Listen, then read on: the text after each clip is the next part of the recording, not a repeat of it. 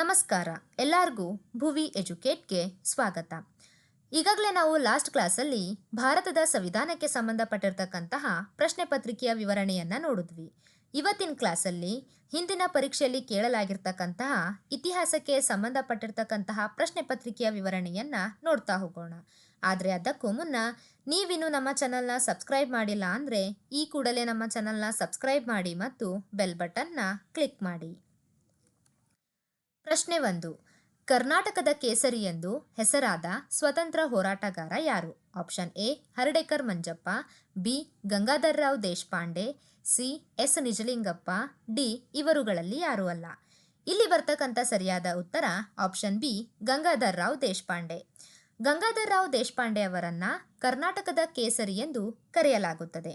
ಇನ್ನು ಹರ್ಡೇಕರ್ ಮಂಜಪ್ಪ ಅಂತ ಬಂದ್ರೆ ಇವರು ಸಮಾಜ ಸುಧಾರಕ ಮತ್ತು ಸ್ವತಂತ್ರ ಹೋರಾಟಗಾರ. ಎಸ್ ನಿಜಲಿಂಗಪ್ಪ ಅಂತ ಬಂದ್ರೆ ಇವರು ಕರ್ನಾಟಕದ ಪ್ರಮುಖ ರಾಜಕಾರಣಿ ಮತ್ತು ಮುಖ್ಯಮಂತ್ರಿಯಾಗಿ ಸೇವೆ ಸಲ್ಲಿಸಿರ್ತಕ್ಕಂಥದ್ದನ್ನ ನೋಡ್ತೀವಿ.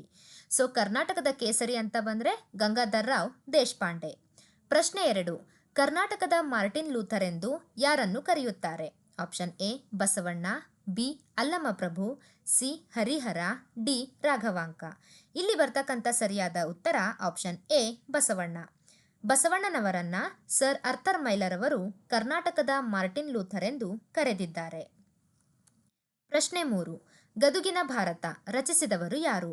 Option A Kumaravyasa, B Kanakadasa, C Purandaradasa, D Chamarasa. ಇಲ್ಲಿ ಬರ್ತಕ್ಕಂಥ ಸರಿಯಾದ ಉತ್ತರ ಆಪ್ಷನ್ ಎ ಕುಮಾರವ್ಯಾಸ. ಗದುಗಿನ ಭಾರತ ಅಂತಕ್ಕಂಥದ್ದು ಕುಮಾರವ್ಯಾಸರು ರಚಿಸಿರ್ತಕ್ಕಂತಹ ಮಹಾಭಾರತದ ಕನ್ನಡ ರೂಪಾಂತರ. ಸೊ ಗದುಗಿನ ಭಾರತ ಯಾರಿಗೆ ಸಂಬಂಧಪಟ್ಟಿದೆ ಅಂದರೆ ಕುಮಾರವ್ಯಾಸರಿಗೆ ಸಂಬಂಧಪಟ್ಟಿದೆ. ಪ್ರಶ್ನೆ 4. ಶ್ರವಣ ಬೆಳಗೊಳದಲ್ಲಿ ಬಾಹುಬಲಿ ಗೊಮ್ಮಟೇಶ್ವರನಿಗೆ ಮಹಾಮಸ್ತಕಾಭಿಷೇಕ ಎಷ್ಟು ವರ್ಷಗಳಿಗೊಮ್ಮೆ ನಡೆಯುತ್ತದೆ? ಆಪ್ಷನ್ ಎ 10 ವರ್ಷಗಳು, ಬಿ 12 ವರ್ಷಗಳು, ಸಿ 16 ವರ್ಷಗಳು, ಡಿ 20 ವರ್ಷಗಳು. ಇಲ್ಲಿ ಬರ್ತಕ್ಕಂಥ ಸರಿಯಾದ ಉತ್ತರ ಆಪ್ಷನ್ ಬಿ 12 ವರ್ಷಗಳು. 12 ವರ್ಷಗಳಿಗೊಮ್ಮೆ ಶ್ರವಣ ಬೆಳಗೊಳದಲ್ಲಿ ಬಾಹುಬಲಿ ಗೊಮ್ಮಟೇಶ್ವರನಿಗೆ ಮಹಾಮಸ್ತಕಾಭಿಷೇಕ ನಡೀತಕ್ಕಂಥದ್ದನ್ನು ನೋಡ್ತೀವಿ. ಸೊ ಇಲ್ಲಿ ಬಾಹುಬಲಿ ವಿಗ್ರಹಗಳು ಅಂತ ಬಂದರೆ ಕರ್ನಾಟಕದ ಇನ್ನು ಕೆಲವು ಸ್ಥಳಗಳಲ್ಲಿ ನಾವು ಬಾಹುಬಲಿ ವಿಗ್ರಹವನ್ನು ನೋಡ್ತೀವಿ. ಸೊ ಮೊದಲಿಗೆ ಹಾಸನ್ ಜಿಲ್ಲೆಯ ಶ್ರವಣ ಬೆಳಗೊಳ ಎಂಬ ಸ್ಥಳದಲ್ಲಿ 58.8 ಅಡಿ ಎತ್ತರವಾಗಿರ್ತಕ್ಕಂತಹ ಬಾಹುಬಲಿ ವಿಗ್ರಹವನ್ನು ನೋಡ್ತೀವಿ. ಉಡುಪಿ ಜಿಲ್ಲೆಯ ಕಾರ್ಕಳ ಎಂಬ ಸ್ಥಳದಲ್ಲಿ 42 ಅಡಿ ಎತ್ತರವಾಗಿರ್ತಕ್ಕಂಥದ್ದು. ದಕ್ಷಿಣ ಕನ್ನಡ ಜಿಲ್ಲೆಯ ಧರ್ಮಸ್ಥಳ ಎಂಬ ಸ್ಥಳದಲ್ಲಿ 39 ಅಡಿ. ಅದೇ ದಕ್ಷಿಣ ಕನ್ನಡ ಜಿಲ್ಲೆಯ ವೇಣೂರು ಎಂಬ ಸ್ಥಳದಲ್ಲಿ 35 ಅಡಿ ಎತ್ತರವಾಗಿರ್ತಕ್ಕಂತಹ ವಿಗ್ರಹ. ಮೈಸೂರು ಜಿಲ್ಲೆಯ ಗೊಮ್ಮಟಗಿರಿ ಎಂಬ ಸ್ಥಳದಲ್ಲಿ 18 ಅಡಿ ಎತ್ತರವಾಗಿರ್ತಕ್ಕಂಥದ್ದು. ಬೆಳಗಾವಿ ಜಿಲ್ಲೆಯ ಮುತ್ತಾಳ ಎಂಬ ಸ್ಥಳದಲ್ಲಿ 21 ಅಡಿ ಎತ್ತರವಾಗಿರ್ತಕ್ಕಂತಹ ಬಾಹುಬಲಿ ವಿಗ್ರಹವನ್ನು ನೋಡ್ತೀವಿ. ಇಲ್ಲಿ ಪ್ರಶ್ನೆ ಕೇಳ್ತಾರೆ, ಬಾಹುಬಲಿ ವಿಗ್ರಹಗಳನ್ನು ಎತ್ತರದ ಅನುಸಾರವಾಗಿ ಬರೆಯಿರಿ ಎಂದು. ಹೀಗಾಗಿ ಎತ್ತರ ಕೂಡ ಇಂಪಾರ್ಟೆಂಟ್ ಆಗಿರ್ತಕ್ಕಂಥದ್ದು. ಪ್ರಶ್ನೆ 5. ಬೇಲೂರು ಮತ್ತು ಹಳೆಬೀಡಿನ ಮಂದಿರಗಳು ಯಾವ ರಾಜವಂಶಕ್ಕೆ ಸೇರಿದವು? ಆಪ್ಷನ್ ಎ ಹೊಯ್ಸಳರು, ಬಿ ಚಾಲುಕ್ಯರು, ಸಿ ಚೋಳರು, ಡಿ ರಾಷ್ಟ್ರಕೂಟರು. ಇಲ್ಲಿ ಬರ್ತಕ್ಕಂಥ ಸರಿಯಾದ ಉತ್ತರ ಆಪ್ಷನ್ ಎ ಹೊಯ್ಸಳರು. ಬೇಲೂರು, ಹಳೆಬೀಡು ಮತ್ತು ಸೋಮನಾಥಪುರ ಈ 3 ದೇವಾಲಯಗಳು ಹೊಯ್ಸಳರಿಗೆ ಸಂಬಂಧಪಟ್ಟಿರ್ತಕ್ಕಂಥದ್ದು. ಇಲ್ಲಿ ಹೊಯ್ಸಳರು ಅಂತ ಬಂದರೆ ಇವರ ಸ್ಥಾಪಕರು ಸಳ. ಇಲ್ಲಿ ಆರಂಭವಾಗಿರ್ತಕ್ಕಂಥದ್ದು ಹೊಯ್ಸಳ ಮನೆತನ ಆರಂಭವಾಗಿರ್ತಕ್ಕಂಥದ್ದು 10ನೇ ಶತಮಾನದ ಕೊನೆಯಲ್ಲಿ ಮತ್ತು 11ನೇ ಶತಮಾನದ ಆರಂಭದಲ್ಲಿ ಎಂದು ಹೇಳಲಾಗುತ್ತದೆ. ಈ ಹೊಯ್ಸಳರಲ್ಲಿ ಬರ್ತಕ್ಕಂತಹ ಪ್ರಮುಖ ಅರಸರು ವಿಷ್ಣುವರ್ಧನ, 2ನೇ ವೀರಬಲ್ಲಾಳ ಮತ್ತು 3ನೇ ವೀರಬಲ್ಲಾಳ. ಇನ್ನು ಇವರ ಮೊದಲ ರಾಜಧಾನಿ ಬೇಲೂರಾಗಿತ್ತು. ಆಮೇಲೆ ಅದನ್ನ ಹಳೆಬೀಡಿಗೆ ವರ್ಗಾವಣೆ ಮಾಡಲಾಗಿತ್ತು. ಇಲ್ಲಿ ಬೇಲೂರು, ಹಳೆಬೀಡು ಮತ್ತು ಸೋಮನಾಥಪುರ ದೇವಾಲಯ ಅಂತ ಬಂದ್ರೆ ಅದು ಹೊಯ್ಸಳರಿಗೆ ಸಂಬಂಧಪಟ್ಟಿರ್ತಕ್ಕಂಥದ್ದು. ಪ್ರಶ್ನೆ 6. ಈ ಕೆಳಗಿನ ಯಾವುದು ಕಾಳಿದಾಸರಿಂದ ರಚಿಸಲ್ಪಟ್ಟಿಲ್ಲ? Option A Raghuvamsha, B Ramayana Darshanam, C Kumara Sambhava, D Meghdoot. ಇಲ್ಲಿ ರಘುವಂಶ, ಕುಮಾರ ಸಂಭವ ಮತ್ತು ಮೇಘದೂತ ಏನಿದೆ ಅಲ್ವಾ, ಇದು ಕಾಳಿದಾಸರಿಂದ ರಚಿಸಲ್ಪಟ್ಟಿರ್ತಕ್ಕಂಥದ್ದು. ಆದರೆ ಆಪ್ಷನ್ ಬಿ ರಾಮಾಯಣ ದರ್ಶನಂ ಅಂತಕ್ಕಂಥದ್ದು ಕುವೆಂಪುರವರ ಕೃತಿಯಾಗಿದೆ. ಸೊ ಇಲ್ಲಿ ಸರಿಯಾಗಿರ್ತಕ್ಕಂತಹ ಉತ್ತರ ರಾಮಾಯಣ ದರ್ಶನಂ. ಪ್ರಶ್ನೆ 7. ಕೆಳಗಿನ ಯಾವ ಗವರ್ನರ್ ಜನರಲ್ ಜಮೀನ್ದಾರಿ ಸಿಸ್ಟಮ್ ಅನ್ನು ಭಾರತದಲ್ಲಿ ಜಾರಿಗೆ ತಂದನು? ಖಾಯಂ ಜಮೀನ್ದಾರಿ ಪದ್ಧತಿಯನ್ನ. Option A Lord Dalhousie, B Lord Canning, C Lord Warren Hastings, D Lord Cornwallis. ಇಲ್ಲಿ ಬರ್ತಕ್ಕಂಥ ಸರಿಯಾದ ಉತ್ತರ option D Lord Cornwallis. Lord Cornwallis 1793ರಲ್ಲಿ ಬಂಗಾಳದಲ್ಲಿ ಖಾಯಂ ಜಮೀನ್ದಾರಿ ಪದ್ಧತಿಯನ್ನು ಜಾರಿಗೆ ತರ್ತಾನೆ. ಇನ್ನು ಲಾರ್ಡ್ ಡಾಲ್ ಹೌಸಿ ಅಂತ ಬಂದರೆ ದತ್ತು ಮಕ್ಕಳಿಗೆ ಹಕ್ಕಿಲ್ಲ ಎಂಬ ನೀತಿಯನ್ನು ಜಾರಿಗೆ ತಂದಿರತಕ್ಕಂಥದ್ದು. ಲಾರ್ಡ್ ಕ್ಯಾನಿಂಗ್ ಅಂತ ಬಂದರೆ ಈತ 1858ರ ರಾಣಿ ವಿಕ್ಟೋರಿಯಾ ಘೋಷಣೆಯ ನಂತರ ಬ್ರಿಟಿಷ್ ಕ್ರೌನ್ ಆಡಳಿತ ಆರಂಭವಾದ ಕಾಲದಲ್ಲಿ ಗವರ್ನರ್ ಜನರಲ್ ಆಗಿ ಕಾರ್ಯನಿರ್ವಹಿಸಿರ್ತಕ್ಕಂಥವನು. ಯಾರು? Lord canning.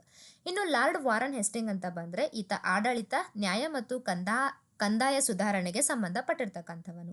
So zamindari system ಅಥವಾ ಖಾಯಂ ಜಮೀನ್ದಾರಿ ಪದ್ಧತಿ ಜಾರಿಗೆ ತಂದಿರತಕ್ಕಂಥವನು ಲಾರ್ಡ್ ಕಾರ್ನ್ವಾಲಿಸ್. ಪ್ರಶ್ನೆ 8. ಮಿಲಿಟರಿ ಸುಧಾರಣೆಗಳಾಗಿರ್ತಕ್ಕಂತಹ ಹುಲಿಯಾ ಮತ್ತು ಧಾಗನ್ನು ಡ್ಯಾಶ್ನಿಂದ ಪರಿಚಯಿಸಲಾಗಿದೆ. Option A Qutbuddin Aibak, B Alauddin Khilji, C Mohammad bin Tughlaq, D Iltutmish. ಇಲ್ಲಿ ಬರ್ತಕ್ಕಂಥ ಎಲ್ಲ ಆಪ್ಷನ್ಗಳು ದೆಹಲಿ ಸುಲ್ತಾನರಿಗೆ ಸಂಬಂಧಪಟ್ಟಿರ್ತಕ್ಕಂಥವರು. ಸೊ ಇಲ್ಲಿ ಹುಲಿಯಾ ಮತ್ತು ದಾಗನ್ನ ಜಾರಿಗೆ ತಂದಿರತಕ್ಕಂಥವರು ಆಪ್ಷನ್ ಬಿ ಅಲಾವುದ್ದೀನ್ ಖಿಲ್ಜಿ. ಈತ ದೆಹಲಿ ಸುಲ್ತಾನರಲ್ಲಿ ಬರ್ತಕ್ಕಂತಹ ಖಿಲ್ಜಿ ಮನೆತನದಲ್ಲಿರ್ತಕ್ಕಂತಹ ಪ್ರಮುಖ ಸುಲ್ತಾನ. ಸೊ ಈತ ಮಿಲಿಟರಿ ಸುಧಾರಣೆಗಳಾಗಿರ್ತಕ್ಕಂತಹ ಹುಲಿಯಾ ಮತ್ತು ದಾಗನ್ನ ಪರಿಚಯಿಸಿದವನು.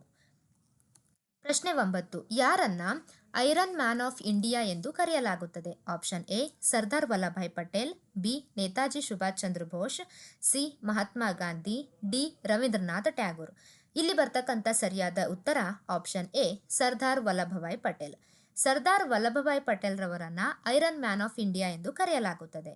ನಾವು ಗುಜರಾತ್ನಲ್ಲಿ ನರ್ಮದಾ ನದಿಯ ದಡದ ಮೇಲೆ ಸರ್ದಾರ್ ವಲ್ಲಭಾಯ್ ಪಟೇಲ್ ರವರ 182 ಮೀಟರ್ ಎತ್ತರದ ಮೂರ್ತಿಯನ್ನು ನೋಡ್ತೀವಿ. ಇದನ್ನ ಸ್ಟ್ಯಾಚ್ಯೂ ಆಫ್ ಯೂನಿಟಿ ಅಥವಾ ಏಕತಾ ಪ್ರತಿಮೆ ಎಂದು ಕರೆಯಲಾಗುತ್ತದೆ. So iron man of India ಅಂತ ಬಂದರೆ Sardar Vallabhbhai Patel.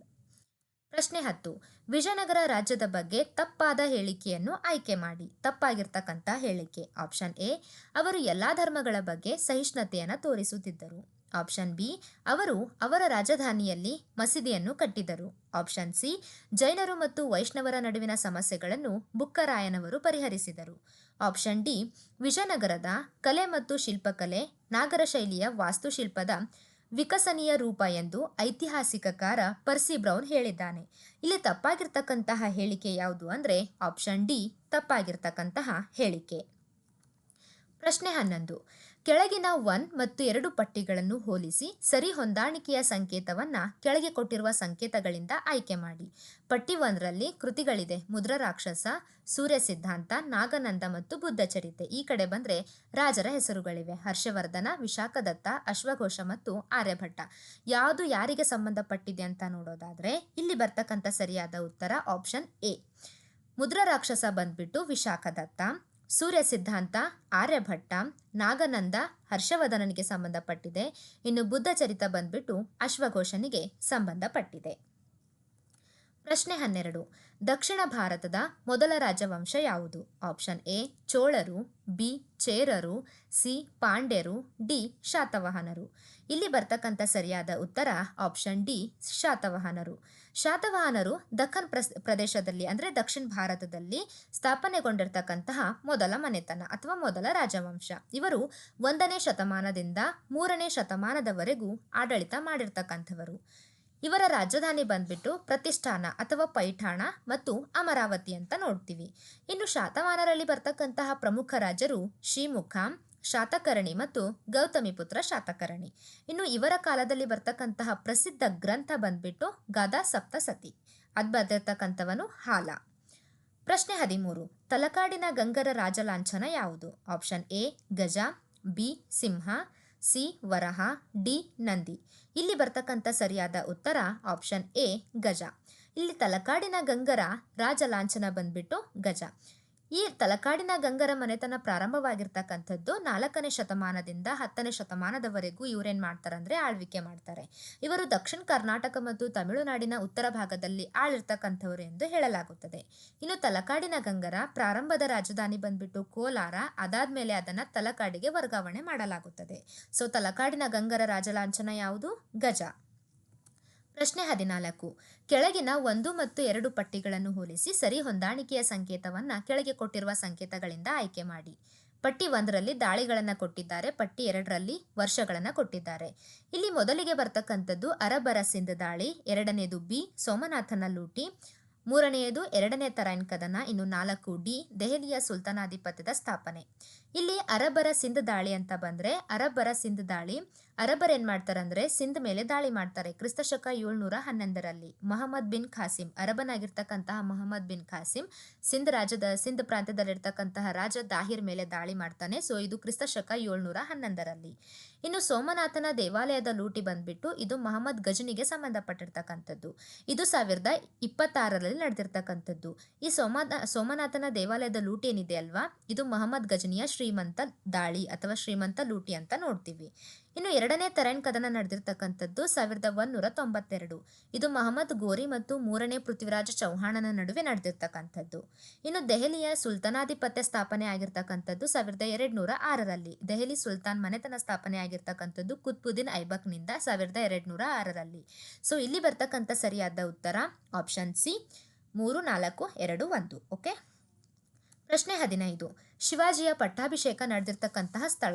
Option A Toranagada, B Pratapgad, C Raigad, D Sinhagad. ಇಲ್ಲಿ ಬರ್ತಕ್ಕಂಥ ಸರಿಯಾದ ಉತ್ತರ ಆಪ್ಷನ್ ಸಿ ರಾಯಗಡ. ಶಿವಾಜಿ ಪಟ್ಟಾಭಿಷೇಕ 1674ರಲ್ಲಿ ರಾಯಗಡದಲ್ಲಿ ನಡೆಯುತ್ತೆ. ಪ್ರಶ್ನೆ 16. ಬಸವೇಶ್ವರರು ಪ್ರತಿಪಾದಿಸಿರ್ತಕ್ಕಂತಹ ಸಿದ್ಧಾಂತ ಯಾವುದು? ಆಪ್ಷನ್ ಎ ಅದ್ವೈತ ಸಿದ್ಧಾಂತ, ಬಿ ದ್ವೈತ ಸಿದ್ಧಾಂತ, ಸಿ ವಿಶಿಷ್ಟಾದ್ವೈತ ಸಿದ್ಧಾಂತ, ಡಿ ಶಕ್ತಿ ವಿಶಿಷ್ಟಾದ್ವೈತ ಸಿದ್ಧಾಂತ.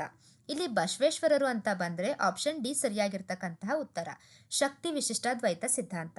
ಹಾಗಾದ್ರೆ ಅದ್ವೈತ ಯಾರ್ದು ಬರುತ್ತೆ ಅಂದ್ರೆ ಇದು ಶಂಕರಾಚಾರ್ಯರ ಸಿದ್ಧಾಂತವಾಗಿದೆ. ದ್ವೈತ ಸಿದ್ಧಾಂತ ಅಂತ ಬಂದ್ರೆ ಇದು ಮಧ್ವಾಚಾರ್ಯರದು. ವಿಶಿಷ್ಟಾದ್ವೈತ ಅಂತ ಬಂದ್ರೆ ರಾಮಾನುಜಾಚಾರ್ಯರದು. ಸೊ ಬಸವೇಶ್ವರರದು ಅಂತ ಬಂದ್ರೆ ಶಕ್ತಿ ವಿಶಿಷ್ಟಾದ್ವೈತ ಸಿದ್ಧಾಂತ. ಪ್ರಶ್ನೆ 17. ಕೆಳಗಿನ ಜೋಡಿಗಳಲ್ಲಿ ಸರಿಯಾಗಿರ್ತಕ್ಕಂಥ ಹೊಂದಾಣಿಕೆ ಇರುವ ಜೋಡಿ ಯಾವುದು?